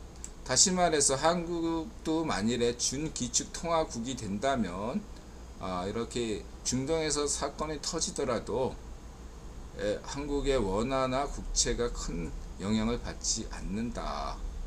지금은 한국의 준기축 통화 국가가 아님에도 불구하고 나름대로 선방하는 이유는 뭐다? 외교왕 성렬ung 덕분이다 라고 보시면 되겠습니다. 유동성, FX 마진거래에서 모두 구매력에 따라 해당 환율이 일시적으로 움직이죠. 대표적인 게 뭐죠? FX 마진거래에서 이런 유동성에서 인기 있는 화폐가 뉴질랜드 통화나 호주 화폐겠죠. 이런 화폐들, 캐나다 참고하시기 바라고요. 한국 회사인들아가 FX 마진거래에도 한국 원화가 들어가면 좋겠다 이런 얘기를 한 적도 있고요. 그게 안 되니까 지금 홍콩의 역외시장에서, 홍콩이나 뉴욕 원외시장에서 거래되는데, 원외시장에서 소수가 이렇게 그러니까 지금 암호화폐도 마찬가지잖아요. 미미한 거래량이니까 소액으로도 얼마든지 시세를 조작할 수가 있어요. 그쵸? 과거에 한국에 외환위기 일어났던 것은 소액으로 홍콩 같은 데서 HSBC 같은 애들이 소액으로 조작이 가능하니까, 환율 시세 조작이 가능하니까 한국에서 외환위기가 왔다라고 볼 수 있거든요. 그래서 지금과 같은 상황에서는 한국의 외환위기가 가능하지가 않아요. 인드라 강주자 신현성 이명박 대통령 시절에 청와대 비서관이었고 지금 현재 IMF 국장인 신현성, 인드라가 차기 IMF 총재로 적극 추천하는 신현성이 잘 만들어놨고, 그 다음에 지금 한국은 상시적 한미 통화 사업은 아니지만 그에 준하는 통화 사업에 준하는 유사한 규정을 지금 맺고 있어요. 그래서 한국 통화가 굉장히 안정적이다 이렇게 보시면 되겠습니다. 여러분 걱정하지 않으셔도 돼요. 이렇게 말씀드릴 수 있고요. 모르는 분들이 많아서 한 번 더 얘기했고요. 종합하면 대한민국 환율은 러시아 우크라이나 침략전쟁 발발 때처럼 일시적 타격이 불가피하지만 다만 한시적으로 회복할 것입니다. 반면 비트코인은 금처럼 상품인데 금이 상승하는 반면 비트코인은 왜 하락할까요? 첫 번째, 금은 상품인 동시에 원자재죠. 유가가 오르면 대부분 원자재 가격이 상승합니다. 비트코인이 오르면 다른 알트코인은 오르는 이유와 같습니다. 반면 비트코인은 상품이지만 원자재가 아닙니다.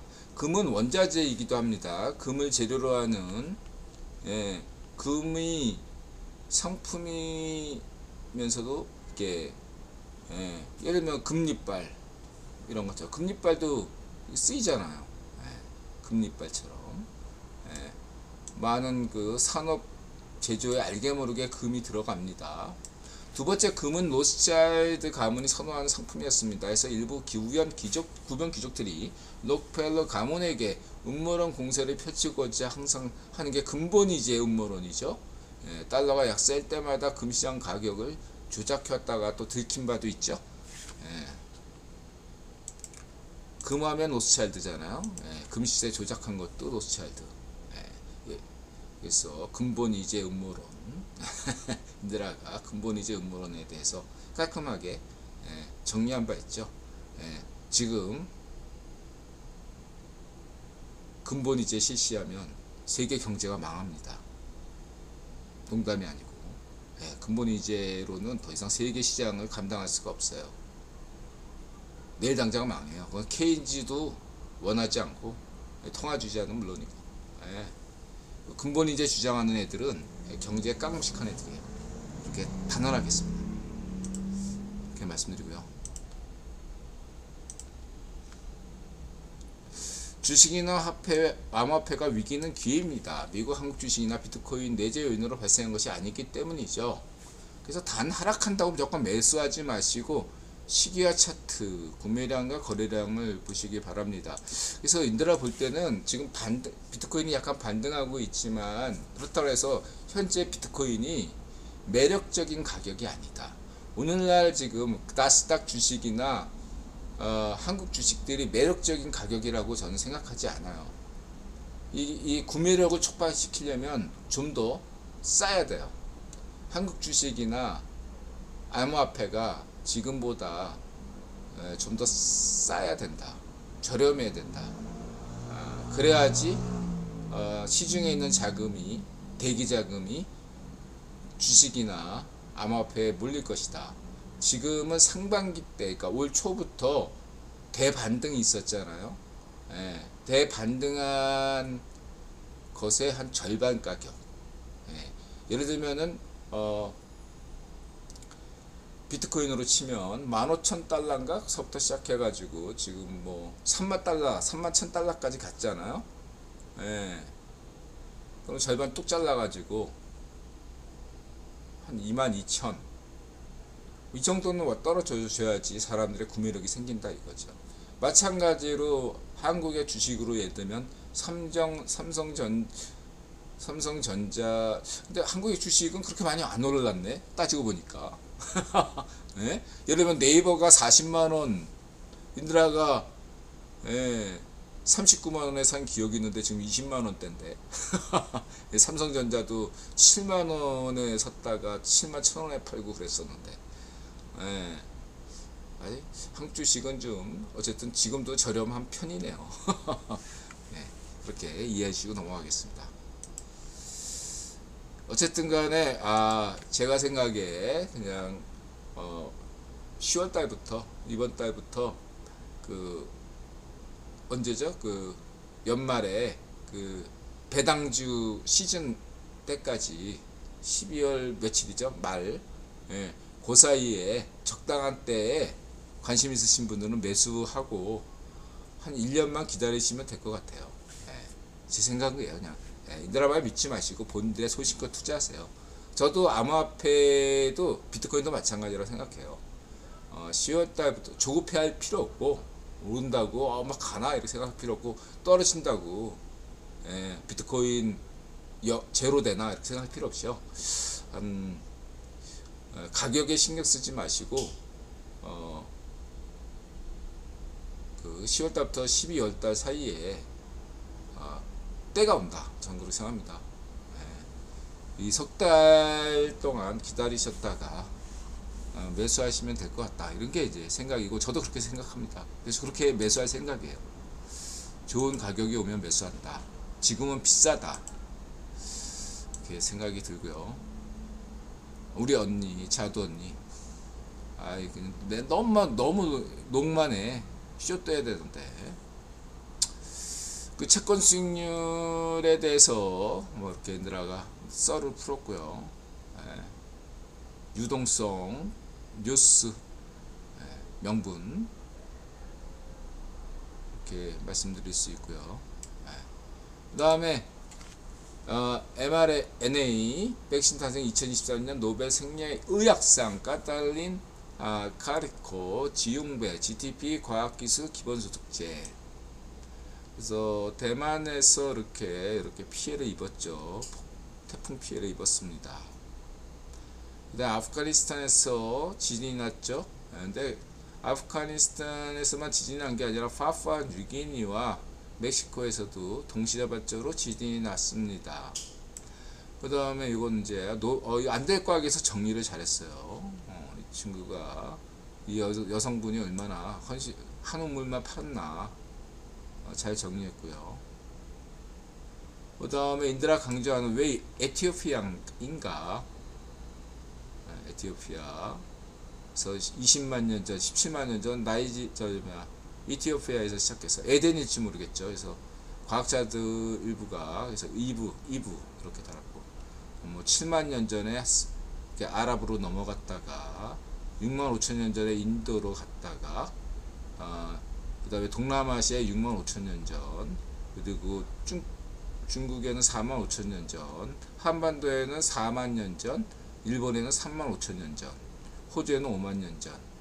근데 여기서 이제 인도에서 중동으로 갔다가 유럽으로 간다. 인도 유럽어적 이 가설인데 저거에 대해 인드라 볼 때는 조금 논란의 여지가 있다. 왜냐하면은 지금 동남아시아에서 있던 그러니까 무슨 화석 연구 뭐 이런 거 DNA 연구로 보면은 동남아시아에서 저쪽 우크라이나 그쪽으로 그렇게 돼 있거든요. 인도에서 간 것이 아니라 인도 유럽어적 이거 강조하려고 인도에서 중동으로 가고 유럽으로 갔다는 게 아니라 동남아시아에서도 그쪽으로 갈 수도 있다. 이런 것들 생각해 보면서 이 에티오피아라는 나라 좀 생각하기 어렵다. 구약에 나왔던 창조, 저는 이제 얘들아 얘기했잖아. 기독교인이 아니지만 성경에서 제일 좋아하는 게 창세기하고, 구약에선 창세기, 그 다음에 신약에서는 예수님께서 예루살렘 입성에서 십자가 돌아가실 때까지 그게 저한테 제일 기억이 남는다고 그랬죠. 그때 창세기 때 나오는 에덴 동상이 어디냐? 여태까지는 이제 에덴 동상이 이스라엘이다. 혹은 저기 뭐 저 터키에 있는 그 무슨 그쪽이다. 아니면은 지금 뭐 저 바레인에 있는 데가 에덴 동산이다. 이런 썰들이 많잖아요. 아주 그냥 신선한 발상으로 에티오피아가 에덴 발상지일 수도 있다. 에덴 동산일 수도 있다. 이렇게 생각할 수도 있는 거 아닙니까? 그럼 빅토리아 호수가 에덴 동산, 빅토리아 호수 근원지, 나일강 근원지가, 나일강의 그 근원이 빅토리아 호수잖아요. 거기 근처가 에덴 동산일 수도 있다. 이렇게 생각해 볼 수도 있다는 얘기죠. 그렇다고 그렇게 생각하는 건 아니에요. 그래서 에티오피아가 여러모로 중요하다. 이런 걸 말씀드리고 싶고요. 그래서 이렇게 지정학으로 오늘날 중요해요. 여기 에티오피아, 그다음 여기 예멘의 여기가 그 후티족이라고, 후티 반군, 이 카타르가 지원하는데 여기에요 하필이면. 여기 딱 요 지역이 어디죠? 여기 하면 카이로, 여기 수에즈나. 여기만 누가 딱 장악하면 여기처럼 페르시아만에 여기 딱 장악하는 것처럼 된다 이거죠. 이렇게 보시면 되고, 그 다음에 이코노미스트에서 노아에 대해서 얘기했습니다. 여러분, 노아 참고하시고요. 그 다음에 인드라가 좋아하는 이분, 영국 물리학자, 양자 컴퓨터에 관련 최신 연구 동향을 쌈박하게 정리해놨어요. 우리는 뭐 여태까지 구글, IBM, 삼성전자, 뭐 아이언큐 이것만 생각했잖아요. 근데 그거 외에도 지금 양자 컴퓨터 분야에서 눈부시게 지금 여러 다양한 연구가 진행 중이다. 이런 것들을 지금 소개하고 있습니다. 네, 아이언큐 투자하시는 분들 이분 동영상에 주목하시기 바라고요.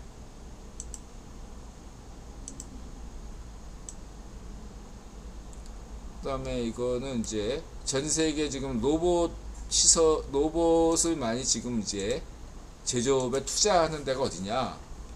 중국이다. 중국 찐꽁이 제일 많이 투자하고 있고, 그 다음에 일본, 뭐 한국, 대만, 미국, 독일 뭐 이런 데다. 그럼 지금 찐꽁이 압도적으로 로봇 설치가 많은데 걱정할 게 있냐? 크게 걱정 안 하셔도 돼요. 인드라가 취업 실패했지만 나름대로 로봇공학 뭐 이런 거 이렇게 하려다 말았던 사람이잖아요. 환상이 없어 로봇공학에 대해서.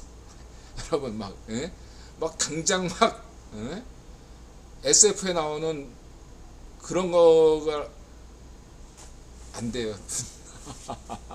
로봇공학 쉽지 않습니다. 진짜 어려워요. 분야가 의외로. 여기 지금 이렇게 쫙 깔린 거는 찐꽁에 쫙 깔린 거는요 걱정 안 하셔도 돼요. 그냥 저 정도는 그냥 기초다, 기초. 진짜 이렇게 로봇공학이 이들아 예전에 한번 이렇게 GTP4 막 한참 뜰 때 말씀드린 바 있듯이 로봇공학이 정체됐어요. 여기 도표에도 나오잖아. 갑자기 막 계속 그 일본, 한국, 중국, 독일에서 미국에서 쭉 로봇 설치가 쫙 늘었는데 지난 한 15년 동안 로봇 설치가 로봇 산업 자체가 정체됐어요. 부진했다고요. 그 이유가 뭐냐? 난 그게 궁금하다. 전에도 그런 얘기 한 적 있잖아요. 뭐 쭈꽁만 막 앞서 나가는데 저거 별것도 아닙니다, 진짜. 아무것도 아니에요. 막 지금 막 쭈꽁에서 인공지능 뭐 이렇게 혹은 뭐 GTP4 뭐 음모론 이번에 댓글 준 음모론자에도 막 그런 얘기 하던데 쭈꽁이 세계 최고의 러시아와 쭈꽁이 세계 최고 인공지능 보유국이다. 뭐 이런 헛소리를 하고 있는데 웃고 맙니다. 그냥 그건 항상 과대평가를 일부러 하는 거예요. 저는 아무것도 아니라고 생각합니다. 걱정하지 않으셔도 돼요.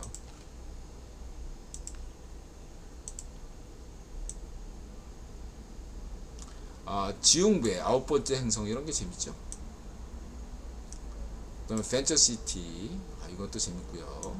이런 어떤 여기서 벤처시티가 SF 어떤 다큐라고 찍었다 그래서 흥미로 보셔도 되고 아니면 바로 이렇게 우주선 안에서 장거리 우주 여행했을 때 나타나는 모든 문제들이 있잖아요. 그게 오늘날 지구의 문제가 되는 거예요. 이게 바로 다르파, 미국 고등기술 문제 연구원들이 다루는 주제가 한마디로 장거리 우주 여행을 했을 경우에 인간이 무엇을 준비해야 되는가, 과학기술은 어떤 쪽으로 진보해야 되는가, 그런 쪽으로 다루고 있다. 그래서 벤처시티를 보면 큰 그림을 어떻게 나름대로 그려볼 수 있어요. 이런 분야가 필요하구나. 참고하시기 바랍니다. 그래서 이런 벤처시티가 이런 동영상이 왜 중요하냐? 저번에 이제 오토기어님 얘기하면서 인들하겠죠. 오토기어님을 내가 크게 좋아하는데 비전을 크게 가지셔야 된다. 모빌적 관점이 아니라 누구죠? 일론 머스크가 화성 이주라는 커다란 플랜 속에서 테슬라를 다루고 있지 않습니까? 에너지 문제나 그런 어떤 화성 이주라는 관점은 요거하고 맞아 떨어진다 이거죠. 장거리 우주 비행할 때 인간은 무엇을 필요로 하나? 인터스텔라 영화 마지막에 보면 인류 대부분이 커다란 우주선의 안에서 생활하면서 가고 있잖아요. 예. 그때 그 우주선이라는 거는 100명, 200명을 탑승하는 수준이 아니고, 예.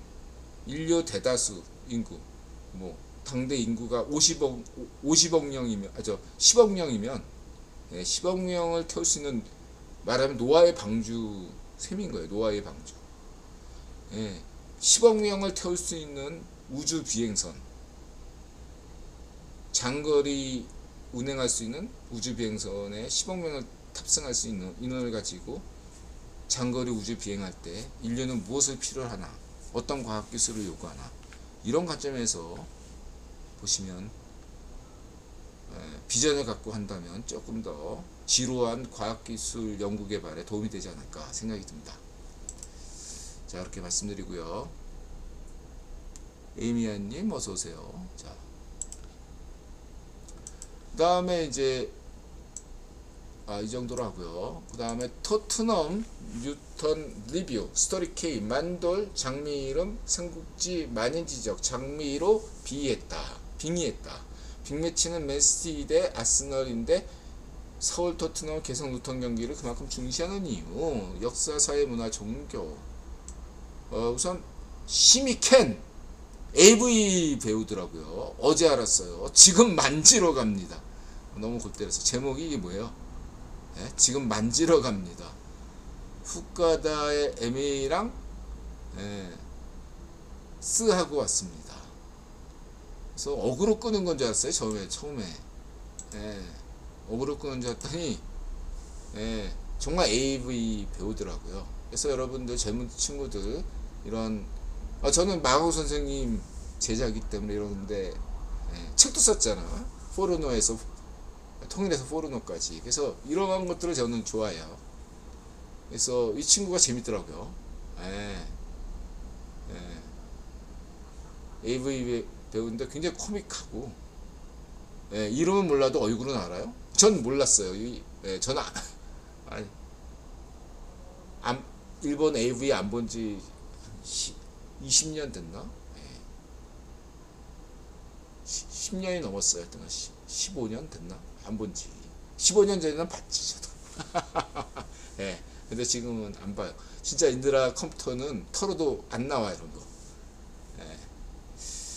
어쨌든, 이 친구가 시미켄. 굉장히 재밌는 친구다. 유쾌한 친구다.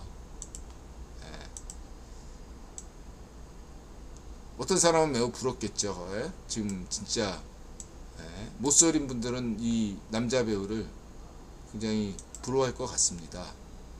그리고 이제 원래 AV는 여성이 예쁜 만큼 남자들은 못생겨야 돼. 남자 배우가 잘생기면 남자 배우 시청자들이 질투가 나서 안 봐요. 잘 좀 못생겨야 돼요. 자기같이. 예를 들면 한국 드라마에서 한국 드라마가 주로 시청자가 여성 시청자들이잖아요. 여성 시청자들 위주이기 때문에 여성 주인공이 좀 키도 작고 조금 그런 면에서 제일 제가 볼 때 캐스팅 잘 된 게 그 도깨비 여주인공. 좀 그렇게 생겨야지. 죄송합니다. 도깨비 여주인공이 안 생겼다. 이렇게 얘기하는 건 아닙니다. 어쨌든 좀 이렇게 질투심이 없을 만한 주인공이어야지 인기가 있다. 이렇게 생각이 듭니다. 뭐 저기는 제외되죠. 누구죠? 그 여자 갑자기 생각 안 나네. 우주에서 온 저기 뭐 있잖아요. 그 여자는 너무 이렇게 그 여배우는 너무 잘 나가니까 그 시미켄이라고 얘기해요? 시미켄이 아니라 시미켄? 그렇군요. 자, 아무튼 그렇습니다. 에비 리브가 있다는 건 처음 알았고요. 그 다음에 토트넘은 저는 이제 글로벌 팬이죠. 그래서 만돌 TV 이런 거 좋아요. 이렇게 루턴타운 같은데 도시에 가서 루턴 소개도 해주고 부원하세바처럼 그래서 이제 이렇게 해주고 이런 것들 소소한. 그 다음에 이제 스토리 K처럼 뭐 인문학, 스토리 K 스포츠 인문학. 저거 인드라가 30년 전에 추구하던 방식인데 어쨌든 아주 재밌습니다. 추천할 만한 사이트 같아요. 난 무슨 뭐 국뽕, 가짜뉴스 뭐 이런 손흥민이나 그 포스 감독이 하지도 않은 것 같고 했다고 막 주장하고 맨날 무슨 케인과 손흥민 이렇게 하는 거 뭐 무슨 케인과 히살리송 무슨 뭐 이상한 거. 뭐 약간 찌라시들은 그런 걸로 먹고 사니까 저는 그런 거 관심도 없고 저는 분명히 이해하지만 손흥민 팬이고 그 다음에 토트넘의 글로벌 팬 그리고 저는 국대도 지지합니다. 우리 인드라 분명히 얘기했죠. 찌라시가 뭐라고 하건 인드라는 클리스만 감독 지지합니다. 잘하고 못하는 간에 전 지지해요. 대신 국대 경기는 안 봐요 저는. 이번에 올림픽 경기도 안 봤어. 관심이 없으니까. 자 그렇게 말씀드리고 또 토트넘이 우승할 수 있을까? 현재 전력으로는 어렵다. 슈퍼컴퓨터도 5위로 했더군요. 그게 냉정한 데이터로 본다면 토트넘이 지금 기우게 좋은 우주의 기운을 품고 있지만 아직까지는 우승할 전력이라고 보기는 어렵다. 오히려 브라이튼 저 미토마가 있는 브라이튼이 경기력은 더 좋아 보인다. 물론 6대1로 깨지기도 했지만 이번에 뭐 미토마하고 손흥민 그 선수 가치가 동급이잖아요. 미토마가 잘해요. 5경기 좀 본다고 그랬죠. 대신에 2경기 정도 더 보고 내가 판단할게요. 한 번은 잘하고 한 번은 막히고 한 번은 잘하고 한 번은 막히고 뭐 이러는 건데 폼은 떨어지지 않았어요. 미토마가 좀 두고 봐야 되고 그렇습니다. 그 다음에 뭐 황인범 인드라 지지하고 뭐 네이버에 보니까 황인범이 글도 올렸더만 참고하실 분은 참고하시고요. 저는 관심 있는 사람 뭐 딱히 손흥민, 황인범 한 명 굳이 더 든다면 김민재 정도? 근데 이렇게 바이에른 뮌헨이 이렇게 경기를 재미없게 합니까? 경기력이 굉장히 바이에른 뮌헨 그렇게 경기력이 형편없어. 경기가 지루해. 좀 더 박진감 있게 해봐요. 김민재 때문에 하이라이트만 보는데 이러다가 재미없으면 아예 하이라이트도 안 봐요. 저는 경기력 중심이기 때문에 경기력이 후지면 저는 바이에른 뮌헨이든 뭐 김민재가 있든 없든 안 봅니다. 경기력 개선 좀 시키세요.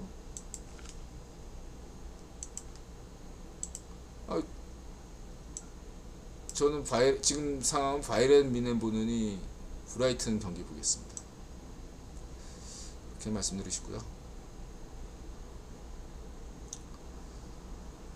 이건 뭐 다 보세요. 뭐 창의력 있는 축구를 주장한다. 이거 공 뺏기는 거, 공격하다 공 뺏기면 곧바로 역습 찬스 주고 난리가 나잖아요. 수비가 볼 질질 끄다가 뺏기면 곧바로 저번에 로메로가 아스날 제수스한테 주듯이 이렇게 골센스를 주는데 이거에 대해서 어떤 감독은 콘테 같은 감독은 하지마 절대로 이렇게 얘기할 수 있는 반면에 포스 감독은 그런 감독이 아니래요. 실수할 수 있지 마. 대신 그걸로 문책하지 않는 스타일이 있다 이거예요. 대신 공을 띄우지 말고 무릎 아래로 깔아라. 그렇게 경기해라. 그리고 앞으로 나아가고 경기를 즐겨라. 그러니까 선수들이 좋아할 수밖에 없죠. 포스 감독의 축구를 지지하고 그런 면에서. 그래서 루턴도 이겼죠. 저는 누턴 지는 줄 알았어요. 누턴에서 인들하고 뭔가 이렇게 강하게 막 그렇게 했잖아요. 진다 하면서 약간의 인들아 아무리 글로벌 팬이라도 토트넘이 지기를 바라겠습니까? 그래도 이제 그렇게 해야죠. 속마음은 다르겠죠. 이렇게 보시면 되고, 되는 간에 최소한 비길 수, 제가 저기 누턴 팬이라면 저 경기는 당연히 비겼어야 될 경기예요. 이기진 못하더라도. 진짜 우주의 기운이 토트넘으로 향하는지, 어떻게 누턴 선수가 그렇게 반드시 넣어야 될 골을 못 넣는지 놀랍더군요. 천신만고 끝에 꾸역승했어요. 근데 꾸역승은 지금 아스널도 꾸역승하고 그래요.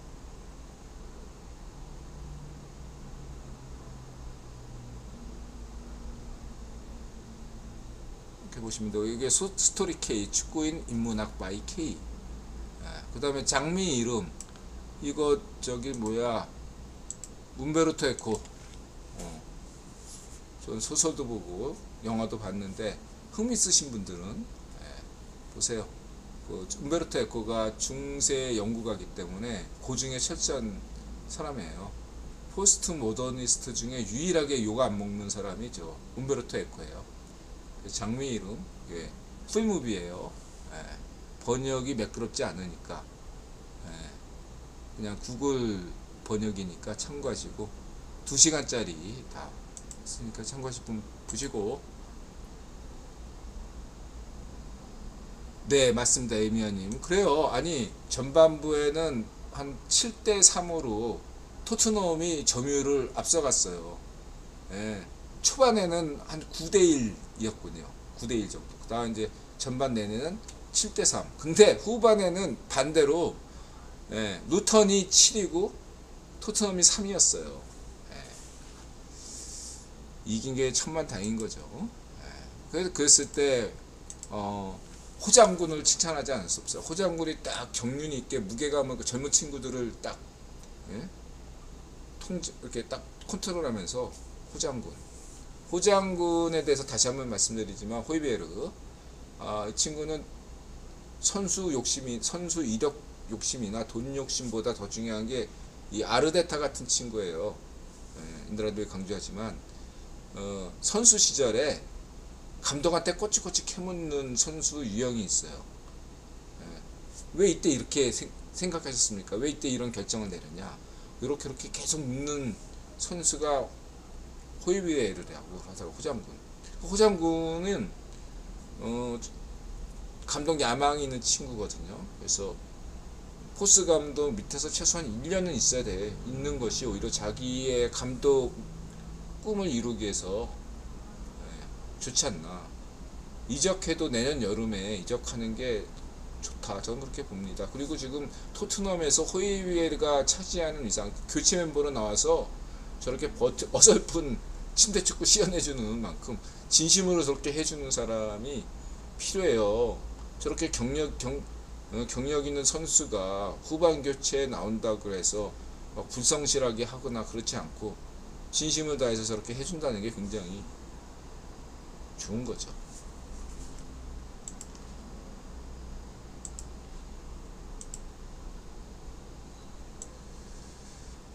그 다음에 삼국지 만인지적 장비로 빙의했다. 그래서 장비로 빙의했는데 장비가 유비와 관우가 헤어지고 동탁을 멀쩡하게 만들고 동탁 손녀딸과 결혼하고 여포를 부하로 들면서 조조처럼 협찬자를 한다면 완전히 그 기존의 어떤 삼국지 연의 세계관을 완전히 깨버리는 아주 통쾌한 거죠.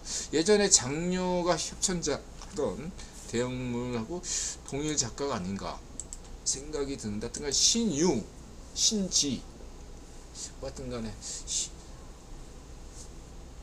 그분이 이쪽에 이렇게 해서 쓰더라고요. 흥미로운 시스템이다 이거죠. 우리는 이제 통상적으로 동탁을 무조건 나쁜 놈으로 보는 건데 나은 거죠. 과거에는 이제 대체소설에서 조조가 반드시 나쁜 놈이냐, 뭐 손책이 그렇게 나쁜 놈이냐, 뭐 원술이 그렇게 형편없는 놈이냐, 이런데 머물렀어도 그래도 동탁만큼은 안 건드렸잖아. 이제 한 발 더 나아가서 동탁도 조금 나쁜 놈은 아니다, 이런 설정으로 가는 게 매우 흥미롭다라고 할 수 있겠죠. 보시고 재밌어요, 제가 볼 때 재밌다 이렇게 말씀드릴 수 있고. 여기까지입니다. 9시 36분. 자, 뭐 끝으로 질문 주실 분 질문 주시고, 없으면 오늘 방송 마치도록 하겠습니다. 예, 마지막으로 한마디씩 해주시기 바랍니다.